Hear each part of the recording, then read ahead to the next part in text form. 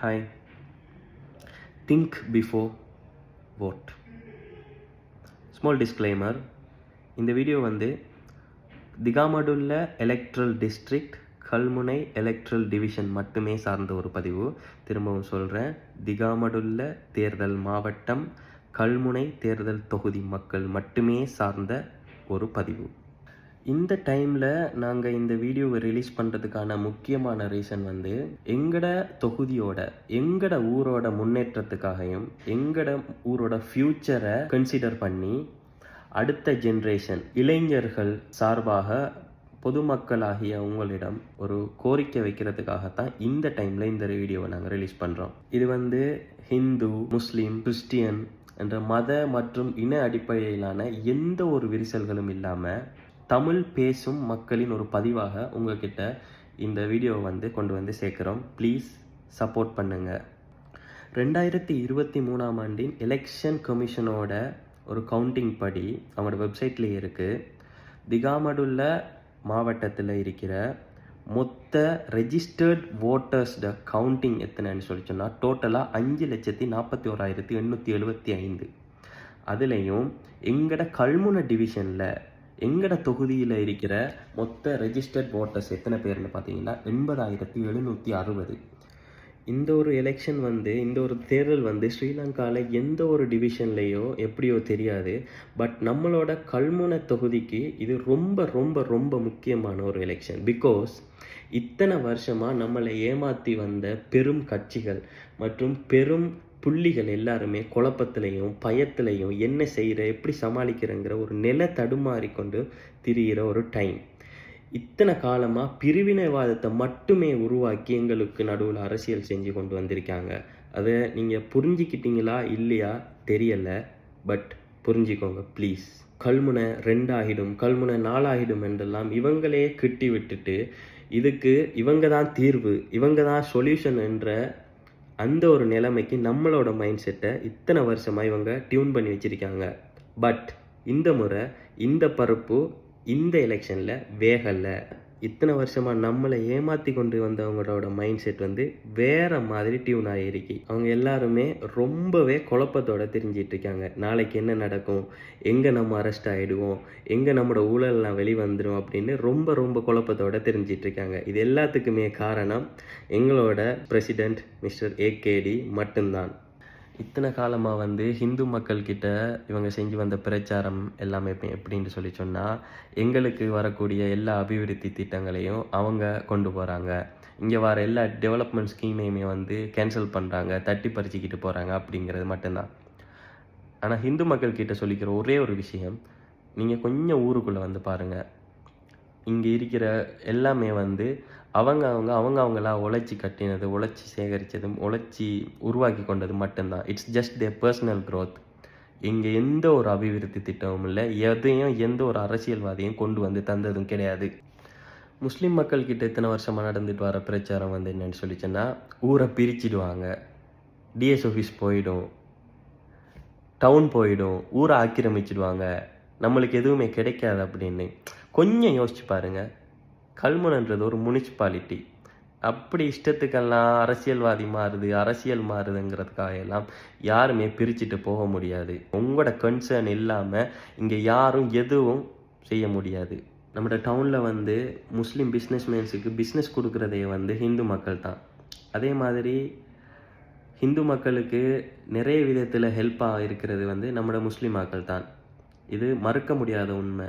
எல்லாருமே அந்த டவுனில் ஒத்துமையாக ஒன்றா தான் கிடக்கும், எல்லாருமே ஒத்துமையாக தான் வாழ்கிறோம், எல்லோரும் ஒத்துமையாக தான் பிஸ்னஸும் பண்ணுறோம். இந்த ஒரு பிரிவினைவாதத்தை வச்சு இவங்க இத்தனை வருஷமாக அரசியல் பண்ணிட்டாங்க. ஸோ ப்ளீஸ், இத்தனை வருஷமாக நடந்து வந்துட்டுருக்கிற இன மத அரசியலை விட்டு நம்ம எல்லாருமே தமிழ் பேசுகிற மக்கள் என்ற ரீதியில் கொஞ்சம் யோசித்து vote பண்ணுங்கள். அடுத்ததாக நம்மளோட ஊரில் இருக்கிற முக்கிய பிரச்சனை என்னென்னு சொல்லி சொன்னால் கல்முனை குடி சாய்ந்த மாதிரி பிரச்சனை. இந்த பிரச்சனையை நம்ம எடுத்துக்கிட்டோம்னு சொல்லி சொன்னால் இதோட பேஸ் எங்கேருந்து ஸ்டார்ட் ஆகுதுன்னு சொல்லி சொன்னால் ஒரு குறிப்பிட்ட கூட்டத்துடையும் ஒரு குறிப்பிட்ட நிர்வாகத்துடையும் பிஸ்னஸ் ரிலேட்டடான இஷ்யூஸ் தான் இந்த கல்முனை குடி சாய்ந்த மாதிரி பிரச்சனை. இந்த ஒரு பிரச்சனைக்கு வந்து 2 தரப்புலையுமே இருக்கிற கோரிக்கைகளை கேட்டு அவங்களுக்கு இருக்கிற இஷ்யூஸுக்கு அதுக்கு ஒரு சொல்யூஷனை கொடுத்து கூடுதலாகவும் தேவையில்ல, பேசி டிஸ்கஸ் பண்ணாலே போதும். இந்த ஒரு பிரச்சனை ஈஸியாக சால்வ் ஆகிடும். ஆனால் விட மாட்டாங்க. பிகாஸ் அரசியல். யோசிச்சு பாருங்கள், உங்களுக்கே நல்லா புரியும். வரைக்கும் நம்ம எத்தனை அரசியல்வாதியை பார்த்துருப்போம், எத்தனை அரசியல் கட்சிகளை பார்த்துருப்போம், எத்தனை பெரும் கட்சிகளை பார்த்துருப்போம், இவங்களோட பிரச்சாரம் எத்தனையை கேட்டிருப்போம். ஸோ இதில் யாராச்சும் ஒருத்தராச்சும் நான் முன்னாடி மென்ஷன் பண்ண மாதிரி எங்களோட தொகுதியில் இத்தனை 80,760 ரெஜிஸ்டர்ட் ஓட்டர்ஸ் இருக்குது, அவங்களோட உறவுகள் இருக்குது, அவங்களோட பிள்ளைகள் இருக்குது, இவங்களுக்கு ஏதாச்சும் செய்யணுமே, இல்லை அவங்களோட பிரச்சாரத்தில் சரி நான் இத்தனை பேருக்கும் பொதுவாக நான் இது செய்வேன், இல்லை இத்தனை பேருக்குரிய பிரதிநிதியாக நான் வந்து பார்லிமெண்ட்டில் போவேன், இல்லை உங்களோட குரலாக நான் பேசுவேன் அப்படின்ட்டு யாராச்சும் ஒருத்தராச்சும் அட்லீஸ்ட் பிரச்சாரம் செஞ்சுருக்காங்களா? யாருமே கிடையாது. குறிப்பிட்ட ஒரு மதத்துக்கு, குறிப்பிட்ட ஒரு சமுதாயத்துக்கு, குறிப்பிட்ட ஒரு இனத்துக்கு, குறிப்பிட்ட ஒரு கூட்டத்துக்கு அப்படின்ட்டுலாம் யோசிக்காமல் என்னை நம்பி எந்த தொகுதியில் இத்தனை ஆயிரம் மக்கள் இருக்கி, அவங்களோட உறவுகள் இருக்கி, அவங்களோட பிள்ளைகள் இருக்கி அப்படின்னு சொல்லி யாராச்சும் ஒரு அரசியல்வாதியாச்சும் அவங்களுக்கு நான் என்னால் முடிஞ்சதை செய்வேன் அப்படின்ட்டு யாராச்சும் நினச்சிருக்காங்களா? அட்லீஸ்ட் ஒரு பிரச்சார மேடையிலையாச்சும், ஒரு அரசியல் மேடையிலையாச்சும் பேசியிருப்பாங்களா? இல்லை. அவங்க அப்படி செய்கிறாங்க, இவங்க இப்படி செய்கிறாங்க, அவனை குறை சொல்கிறது, அந்த கட்சியை குறை சொல்கிறது, பிரச்சார மேடையிலேயே இதுதான் பேச்சு. இதை தவிர்த்து இத்தனை ஆயிரம் மக்களுக்கும் ஏதாச்சும் ஒன்று இருக்கி, இத்தனை ஆயிரம் மக்களுக்கும் பொதுவாக நான் என்னுடைய சேவையை செய்வேன் அப்படின்ட்டு யாராச்சும் ஒருத்தர் பேசியிருப்பாங்களா? யாருமே கிடையாது. நல்லா யோசிச்சு பாருங்க, உங்களுக்கே புரியும். இந்த தேர்தல், இந்த அரசியல் களம் எங்களுக்கான வாய்ப்பு.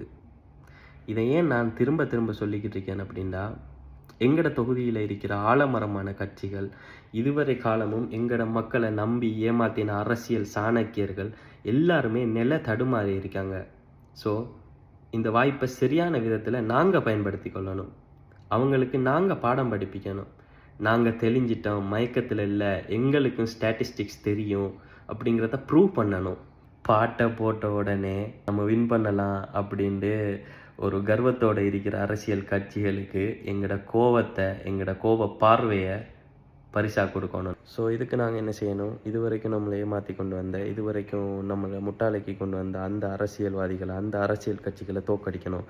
இவங்களை தோக்கடிக்கிறது மூலமாக வந்து அவங்களோட ஊழல்களை நம்ம வெளியில் கொண்டு வரலாம். அவங்க ஏன் நம்ம அபிவிருத்தி செய்யலை, என்ன ரீசனுங்கிற உண்மையான காரணங்களை வந்து தெரிஞ்சிக்க முடியும். இதனால் என்ன நடக்கும் அப்படின்ட்டு சொல்லி கேட்டால் சத்தியமாக தெரியாது. பட் ஒரே ஒரு விஷயம் மட்டும், இதுவரைக்கும் நம்மளை வச்சு ஆட்சி செஞ்சுக்கிட்டு இருந்த, நம்மளை ஏமாற்றி வந்த அந்த அரசியல்வாதிகளுக்கு ஒரே ஒரு விஷயத்தை மட்டும் படிப்பிக்கலாம். என்னன்னு சொல்லி சொன்னால், இனிமே இந்த தொகுதியில் அவங்களால பிரிவினவாத அரசியல் செய்ய முடியாதுங்கிற ஒரு விஷயத்த நம்ம அவங்களுக்கு படிப்பிக்கலாம். இந்த தொகுதியில் மக்கள் தெரிஞ்சிட்டாங்க, அவங்களுக்கு எல்லாம் தெரியுது, அவங்களுக்கும் அந்த ஸ்டாட்டிஸ்டிக்ஸ் புள்ளி விவரம் எல்லாம் தெரியுது, எது எப்படி இருக்குது, என்ன நடக்குதுங்கிற சகல விஷயமும் தெரியுது, மக்கள் புரிஞ்சிக்கிட்டாங்கங்கிற ஒரு விஷயத்த இனி வரும் அரசியல்வாதிகளுக்கு நம்ம படிப்பிக்கலாம். ஸோ இது மூலமாக அவங்கள ஒரு மக்களுக்கான ஒரு குரலாக, பொதுவான ஒரு குரலாக, இந்த ஒரு தொகுதிக்கான ஒரு பிரதிநிதித்துவமாக அவங்க வந்து பார்லிமெண்ட்டில் பேசுகிற அந்த ஒரு குரலாக, அப்படியான ஒரு தலைவனை தான் நாங்கள் தேடுறோம், அப்படியான ஒரு தலைவர்களாக இனி வரும் அரசியல்வாதிகளை மாற்றலாம் இது மூலமாகங்கிற ஒரு சின்ன நம்பிக்கையில் தான் இந்த வீடியோவை வந்து உங்களுக்கு பதிவிடுறோம். இப்போ யாருக்கு ஓட் பண்ணணும்னு கேட்டிங்கன்னா, அது உங்களோட விருப்பம். நாங்கள் இன்ஃப்ளூயன்ஸ் பண்ண முடியாது. பட் எங்களால் ரெக்வெஸ்ட் மட்டும் பண்ணிடும், ஆளுங்கட்சிக்கு ஓட் பண்ணுங்கள். அவங்களால முழுமையான அரசியலை இந்த நாட்டில் செய்கிறதுக்கு உங்களோட பங்களிப்பையும் வந்து கொடுங்க. ஸோ நல்லதே நடக்கும். ஹோப்ஃபுல்லி எல்லாம் நல்லதாகவே நடக்கும். கேண்டிடேட்டை பிடிக்கலையா, வேட்பாளரில் நம்பிக்கை இல்லையா, ஜஸ்ட் கட்சிக்கு மட்டும் ஓட் பண்ணுங்கள், அது போதும். ஸோ எல்லாம் நல்லதாகவே நடக்கும்னு நம்புவோம். So we are kindly requesting you, think before vote.